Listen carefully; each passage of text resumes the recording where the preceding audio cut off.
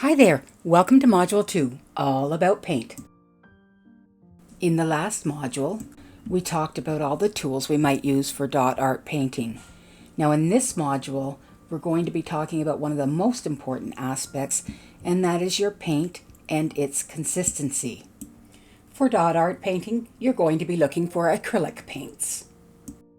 The best consistency for dotting is if your paint is like a creamy yogurt. It's kind of a slow drop down in. It leaves a bit of a mound, but that settles out. That is your perfect consistency for dot art. All right, let's have a look at some of the brands that you're going to see out there for acrylic craft paints. And there are a ton of brands out there available. We have, starting at the top here, DecoArt Americana. As I've said many times, straight out of the bottle is fantastic. Okay, this is a cheaper brand from DecoArt. And then you've got DecoArt Americana, you've got multi-surface, you've got glass paint. Dazzling metallics are fabulous, I love them. And then you have gloss enamels, and again, another multi-surface type of paint. In folk art, you've got their acrylic. Most of the basic ones are a matte finish, and those dots will dry flat. You've got the matte, you've got, this is a neon multi-surface paint, and multi-surface, again, often you'll see the little pictures of glassware and things that you can put the multi-surface paints on. These tend to be a bit thicker, so you may need to thin them. Okay, not my favorite, definitely not straight out of the bottle paint. And then you've got Craft Smart. I will tell you that to base paint, Craft Smart, just straight black, is what I use. I've always used it.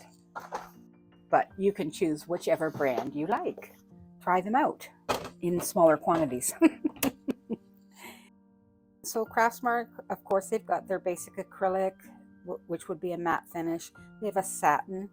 They have an outdoor acrylic, which would be like a multi-surface paint.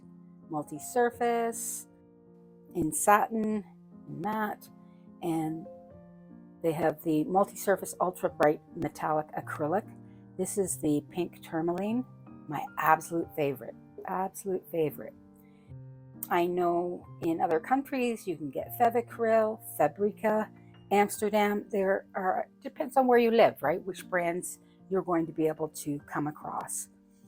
And also I like the Liquitex Basics acrylic. So it's more of a satin finish to it. And I love the white. This is the white I use because whites sometimes can be troublesome.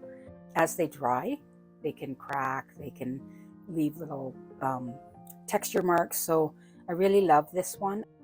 They are highly pigmented paints, and sometimes a little runnier. You might have to add something, but they're a fluid paint. Then you'll have your tube paints, okay, your heavy body paints. And as you know, you're going to have to mix those with something to thin it, okay?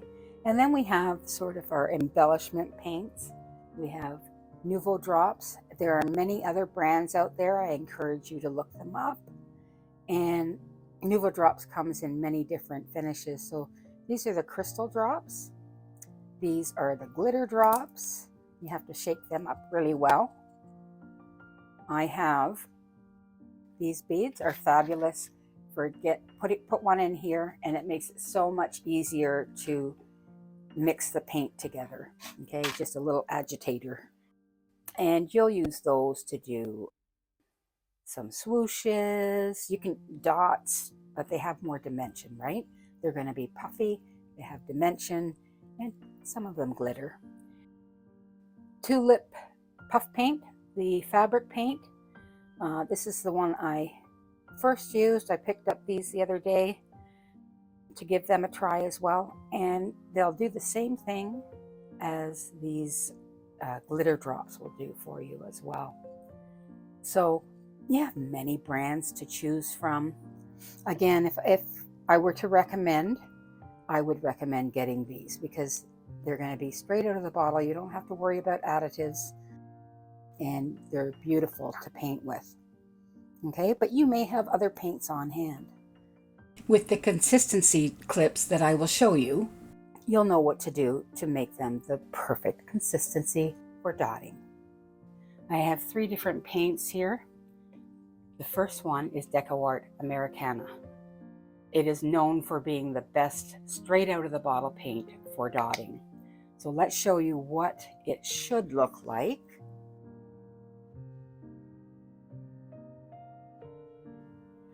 And I want you to see the consistency here. It's creamy. It's not runny. When you drop it down in, it will leave a tiny little mound, which will level out. Okay? So that is a great consistency for straight out of the bottle dotting. Okay, something like yogurt, pudding, cake batter. Now sometimes you'll get paint that is too thick. Okay, let's see what this one looks like. Now you can see how thick that is because it's just holding its shape. It's not flattening out or leveling out at all, right? So that is, you see the peaks that it will leave? Okay, so that's just a bit thick. So what do we do when we have paint like that? We don't want to throw it away. We have 3 different methods that I use. Pouring medium, flow aid additive, or Floetrol. Okay, any one of these will work. And if you're using pouring medium with any of them, I just add it a little bit at a time. So I'll add maybe that much. And I'll give it a stir. You have to be careful when stirring that you're not introducing a lot of air bubbles in there. It's still thick. See how it's still holding that shape? So let's add a little bit more. See if we can get it to that right consistency. That's looking better to me. Take just a bit more.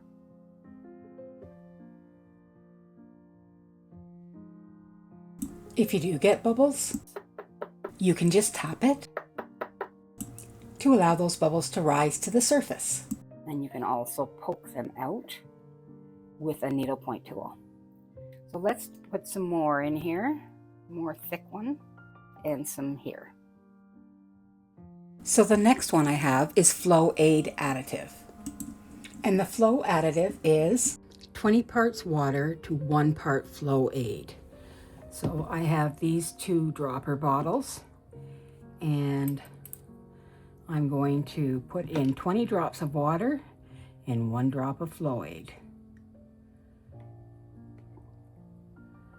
1, 2, 3, 17, 18, 19, 20. I'm actually going to do more than that. 71, 72, 79, 80. Okay, can you see how much is in there? So for 80 drops, if it's 20 to 1, we're going to put in 4 drops of the Flow Aid. 1, 2, 3, 4. So now we have some Flow Aid that's mixed up. Okay, so that's for Flow Aid. So I have a little bit still in here. I don't really use this one a lot. Why? Because I don't like to mix it up. Lazy. So first let's check how thick it is. And that needs to be thinned. Now let's add a drop at a time. And we'll mix that in. It's better, but I think it's still a little thick. So I'm going to add another drop or 2. Let's drop 2.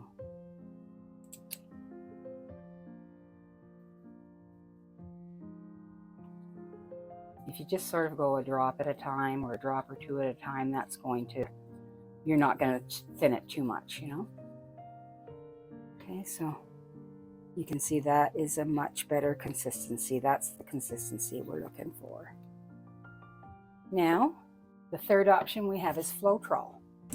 Floetrol is a paint conditioner. Okay, I just got this on Amazon. You do have to sort of give it a bit of a mix there before you use it.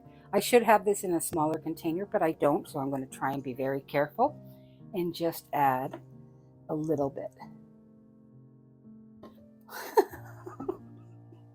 Okay, for that much. Classic overpour, right? Okay, so that's going to probably make that too thin. I don't know, maybe not. It's sort of a 50-50 thing.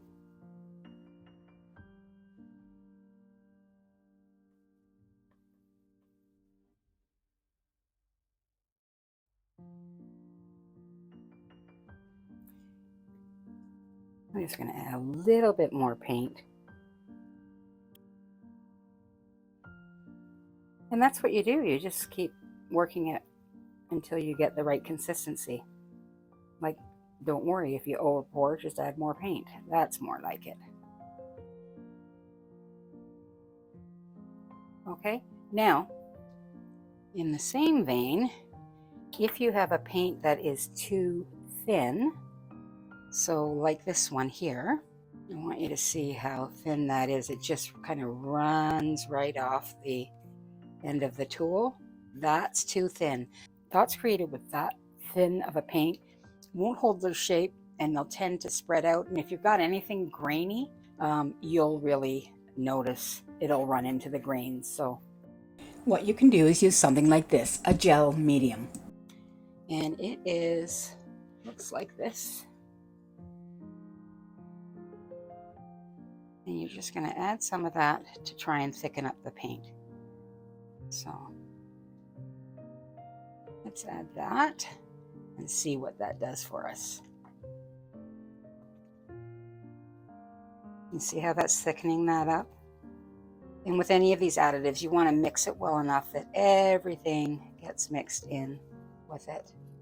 Now, I would say that that is still too runny, so I'm going to add some more.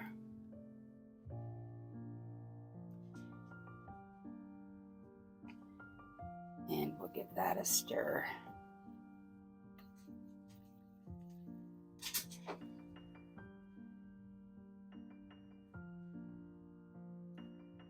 Now that's getting more closer to the consistency that we want. I would still add a little bit more. So let's do that. And then let's do that.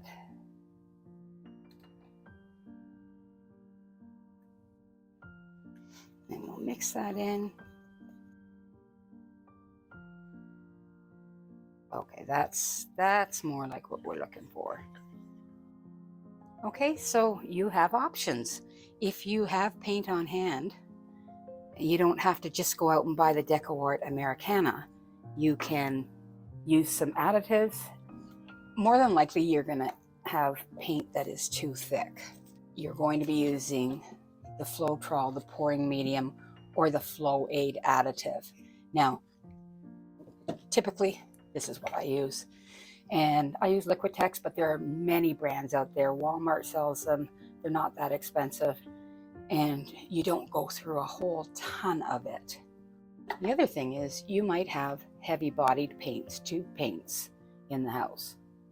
So I have a whole bin of these because I used to finish furniture in an artistic style. And so I can still use these paints, but you will see how thick they are when they come out.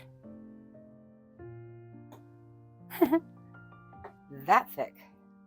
Okay, so that's Arteza, and then there's Liquitex, there's Amsterdam, there's all types of brands.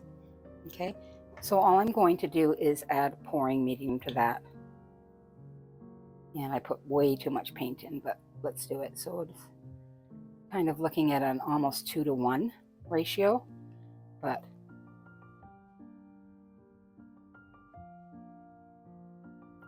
start with 50-50 and work up from there. That is the consistency we want. So use up your heavy body paints. Also, when you're doing rocks and you're coming to the sides of those rocks, it's or a tea light holder, if it's too thin or even just thin enough, those will tend to droop on you and slag down. So a thicker paint along that area there sometimes helps for it not doing that. Or you can just do one at a time. You can sit it in a bag of rice or something that's going to stabilize it, and just do the top and wait for that to dry, and then do the next parts. This is Arteza as well. It's the pearl paints, and they're lovely, just lovely. Let's put some in here. And again, I'm just going to use the pouring medium, and I'm going to go about like that to start.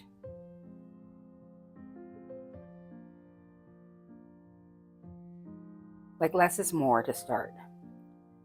You can always add more. But if you over pour, you can always add more paint. So there you go. Okay, still too thick, right?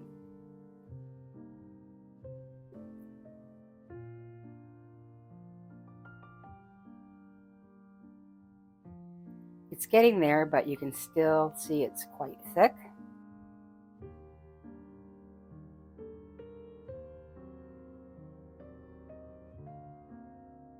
There, we're getting more to the consistency we like. Okay, like yogurt. Yeah, I like that. Okay, so that's how we're going to make any paint that we have do the job. If you have paint that's too thick, you will find difficulty dotting, and I want you to be successful. So let's take some of this really thick paint, and there's two places where you're going to really notice this. Okay, one is bigger dots, and the other is walking the dots, so the tiny dots. Let's take one of our tools, our larger dotting tools, and let's try and add one of these thick dots.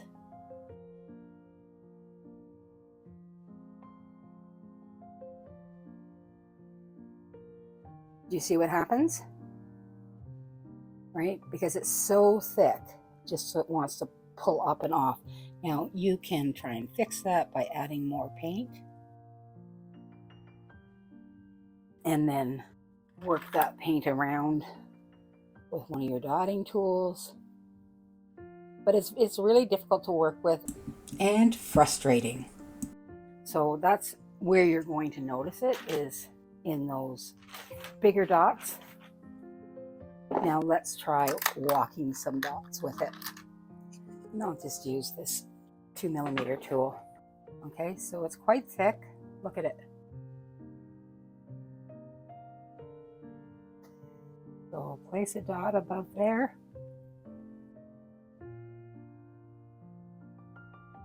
See how that's pulling? Can you see that?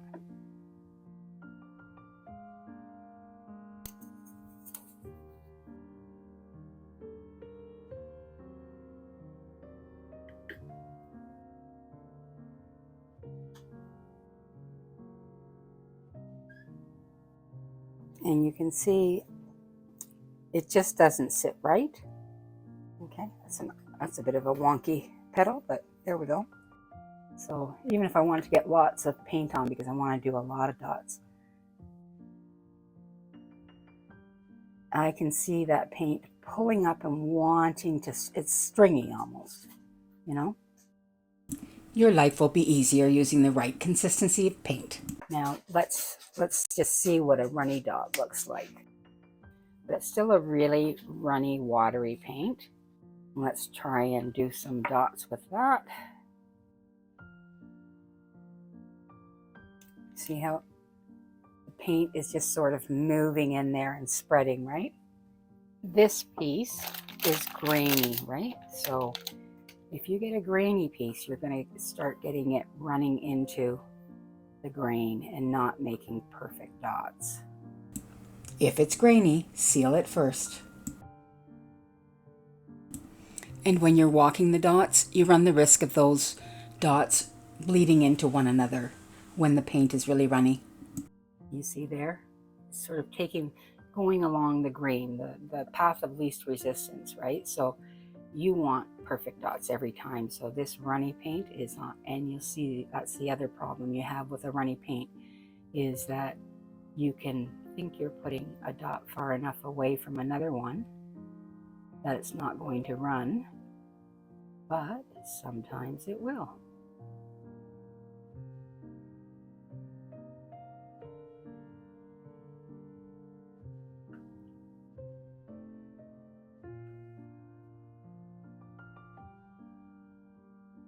Right?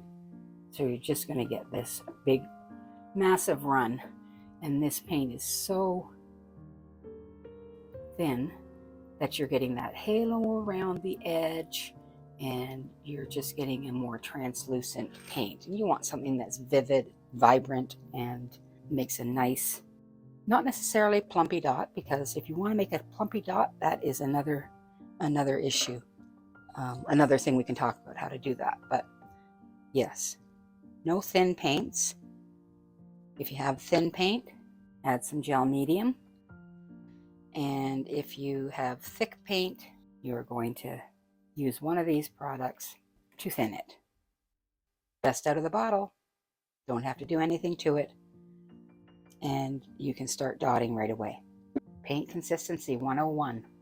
Let's look at some of the more inexpensive brands. This is the Craftsmart, and that's a satin acrylic. That's a really nice consistency. I can tell even just from how it poured out of the bottle.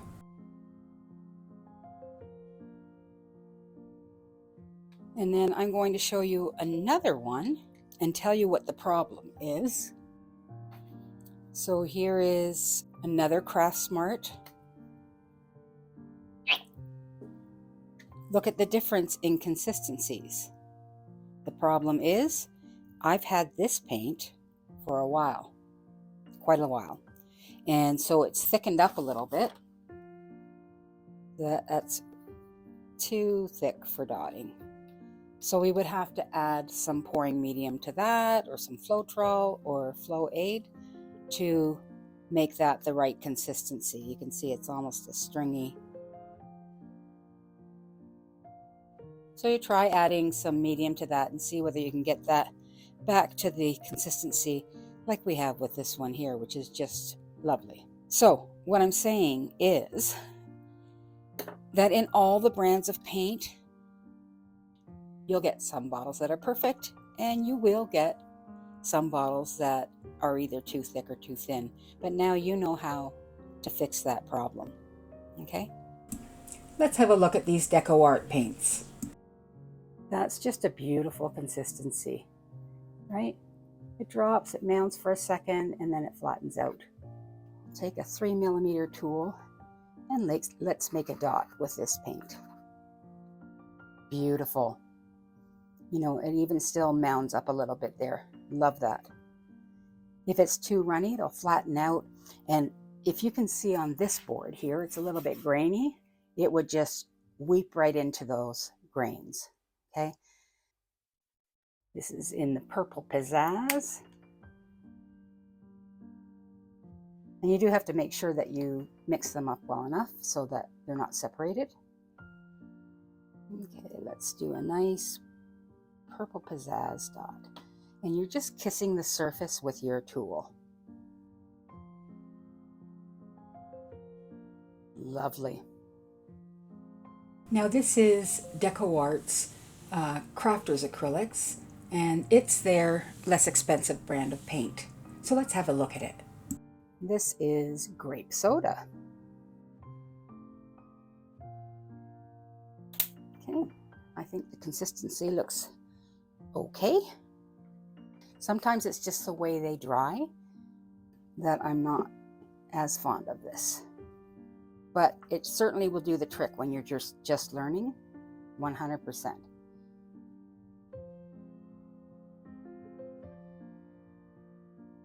Let's see what grape soda is like in a swoosh.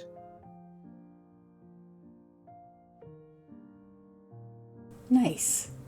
Let's see what grape soda is like walking the dogs. Not bad.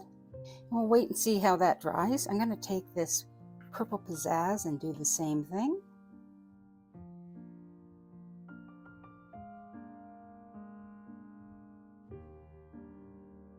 And let's do it with the fuchsia pop. Let's give that another dot. And give that a swoosh. And we'll walk some dots. Perfect. Okay, we like that. So that's just to show you that straight out of the bottle, these are fabulous paints. With the yellows, and this is in any brand, yellows, oranges that are a little more translucent, I like to add a mixing white to it. You can add just even a little bit of white, but and this is the brand that I use for white. So I'll just add a couple of drops.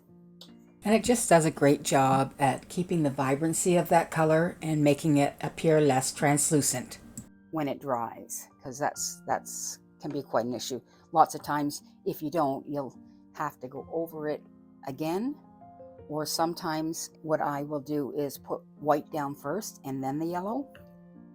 But the mixing white has really helped. DecoArt has a chart online that describes the opacity of their paints. Beautiful.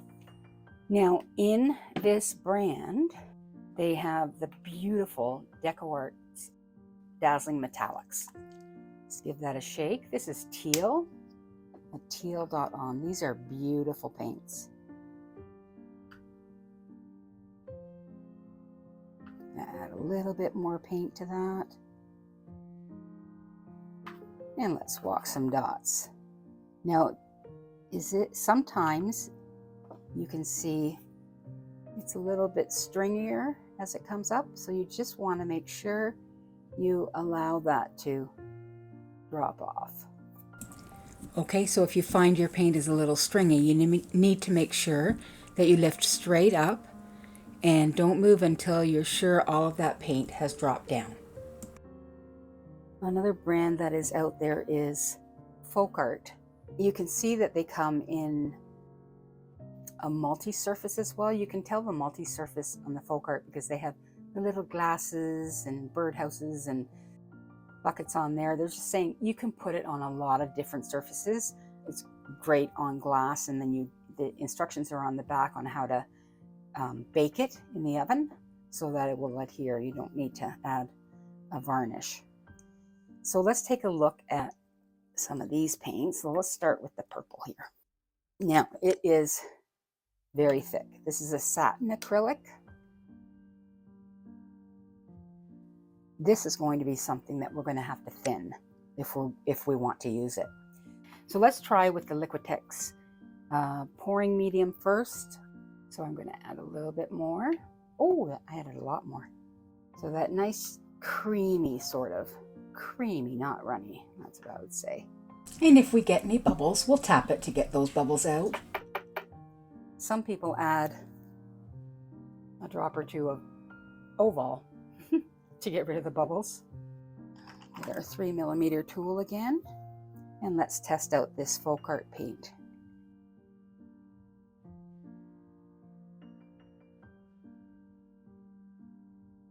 In the Folk Art brand, they also have color shift paint, which is really cool. It's good for accents. It is very thick. That's thick. So we're going to add some, well, let's try some Floetrol on this one, shall we? This is a big bottle to work from. I should have it in something smaller, but I don't. So we're just going to pour some in. Whoa.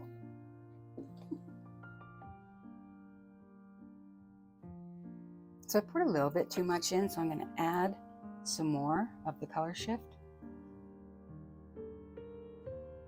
Okay, that's more the way we want to see that, right?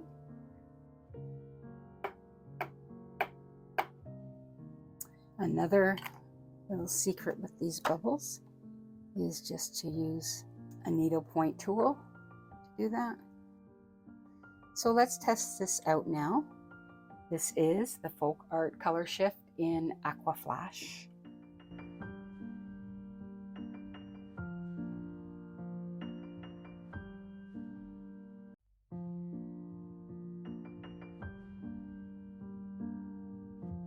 Beautiful.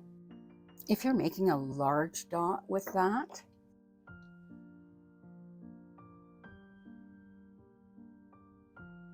maybe I'll add some more there. But sometimes around the edges, if you leave it mounded like that, it ends up being a little translucent around the edges. So just swirl that around and get it right up to the edges. So it's going to be just as beautiful and not leave, it'll leave like a halo effect, sort of. Okay. Beautiful. So folk art is generally very thick and will need thinning. Okay. This is Craft Smart. I've got multi-surface paint, and then I've got the regular paint and a satin acrylic, as well as a metallic multi-surface. So let's go in first with the regular paint that we would use for dotting. And this is green teal. And let's just see what that's like. Yeah, it's not bad. Let's give it a dot.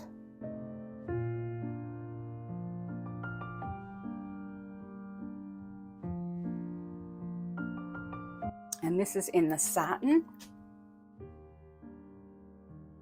Thick.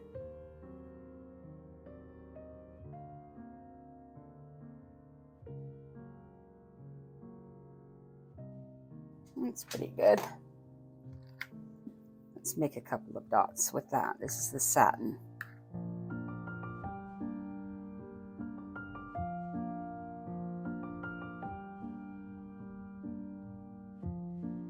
So not my fave.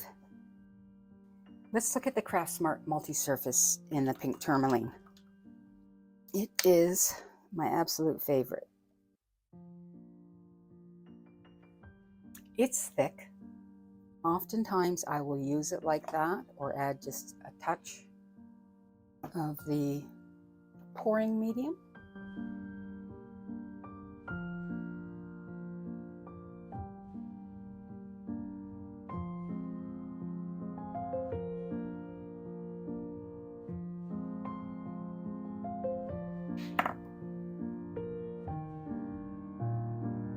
Love that. Another thing you can add to your paint is this gloss medium. So if your paint's a little too thick, you can use the gloss medium to thin it a little bit, and it doesn't do anything to dilute the pigment of the paint, and it really adds a beautiful sheen, a glossy sheen to it. One paint brand I forgot to mention is the Apple Barrel. I don't see a lot of it up here in Canada. I think there's more of it in the States. That's a beautiful color. Okay, let's look at the Nouveau drops. Some of them are glittery, some of them are translucent, but give you some depth. And I'm just going to show you, you just go straight out of the bottle with these, and you squeeze and leave a dot, and then that settles down into itself. You can make a larger dot by squeezing like that. You can make a swoosh by creating your dot and then dragging that dot out, and it stays nice and puffy. Okay, and you can see there's a lot of depth to that, so that really adds to your piece. And then you could do a trio of swooshes. So you can make a larger dot here, and then make another one here, another one here, and then we're going to use our fine tip tool here to just, let's drag one of them up, drag the other one up, and drag the other one up. Okay.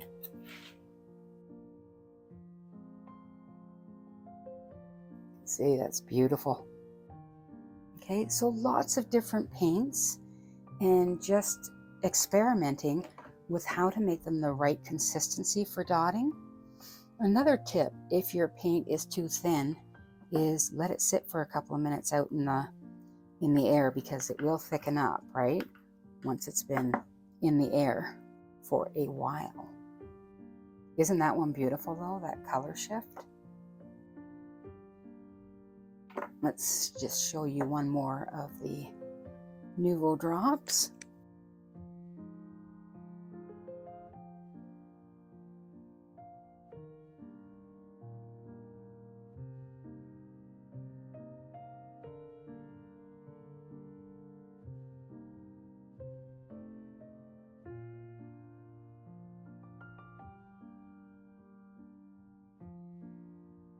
This is great sometimes for top dotting on other dots.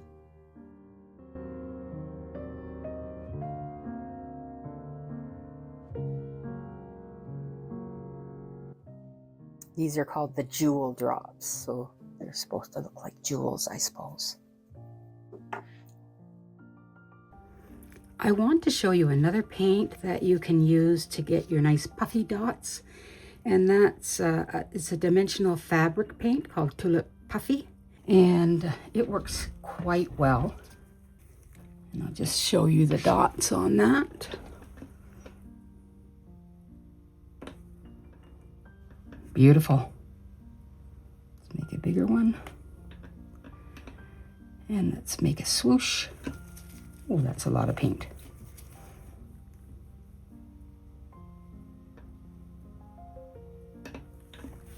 And we can make a trio of swooshes here.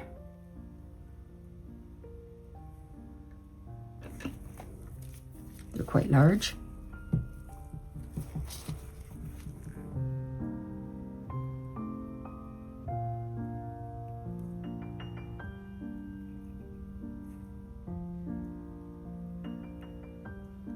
Okay, and they stay quite puffy, so they're kind of nice for that dimension. Okay, and I just wanted to show you how these have dried. So you can see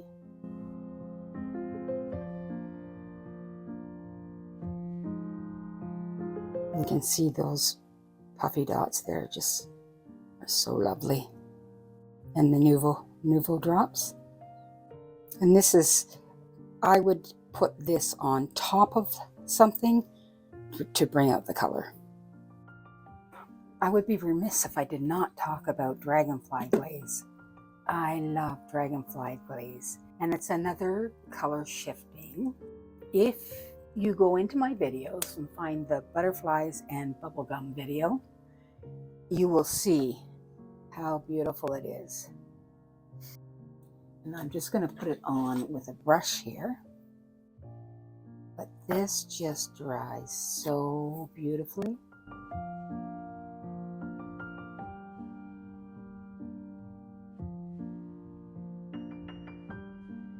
It's like a dragonfly's wings, isn't it? Now when that dries, it'll just be gorgeous, but it's like a bluey green purple color shift. This is Dragonfly glaze on my butterflies, and then after I painted on some swooshes. And this one is the gold red violet shift. Beautiful. And it really, really pops on the black. Another thing I wanted to show you was this. I've shown you a number of metallic paints. This one is Extreme Sheen, and it's a beautiful color of paint. It's stringy, okay? So, and that's okay.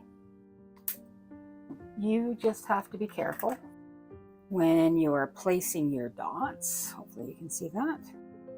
So it's a bit stringy. So just knowing that, you know that when I make my dot, I'm going to lift it and let that string come off. before I move. Let's see if you can see that. Right? You can see that it has a bit of a stringiness to it. Let me see. Let's get the good angle there.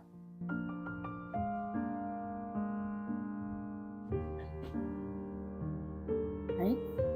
So it's a beautiful color of paint, but just know that if you want to, let's say you're going to run some dots, you run that risk of that little tail if you go too fast. Let's try that again. You see? So it's always going to be a dip, dot, lift, dip, dot, lift, and let that little tail fall off. Okay? But again, beautiful paint. It's just what you need to know about it. This is the color shift. Okay, so this is Orchid Flash.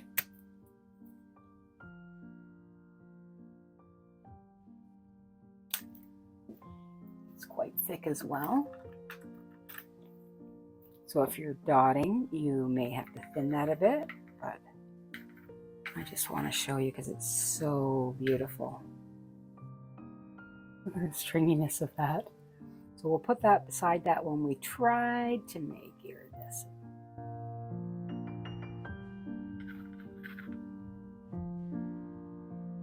Again, you're going to have to thin that, but I just want to look at the color shifting.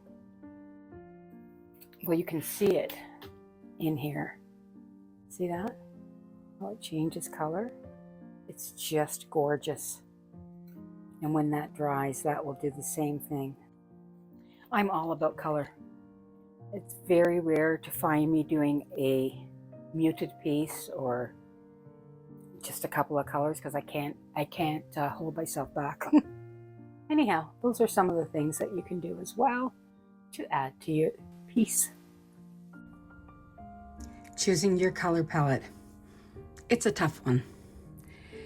If you don't have an eye for it, I personally don't have any formal training on it. I just try things together and add colors, some colors that people would never think of adding, I add, and it seems to always work out for me. But if you don't have an eye for it and you're not sure what to put together, you can get a color wheel to help you with that, or go onto Pinterest, just Google it, color palettes, and a billion of them will come up. So I would say that's kind of the easiest way. This is my color palette for one of my upcoming pieces that I'm going to be doing. Right, the browns and the greens and the darker green. Yeah, I like that. Most of the time you'll see on mine, I love bright, vibrant, colorful colors. I'd paint the rainbow colors every day if I could, just because I love them. Or metallics. I love metallics. So I say, have a coffee, sit down on Pinterest, get some color palettes that you like, and go from there. Well, I hope that you have found this module on paint and paint consistency helpful, and the different brands and what the paints can do for you, and what you need to do to some of the paints to make them the perfect consistency for dotting. In our next module, we're going to talk about what we can paint on, what our canvas will be.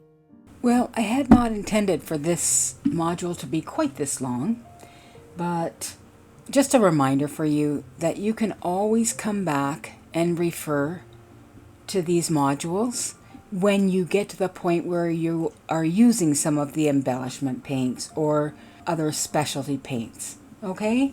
I'm here for you. Comment if you have any questions. And remember, keep on dotting.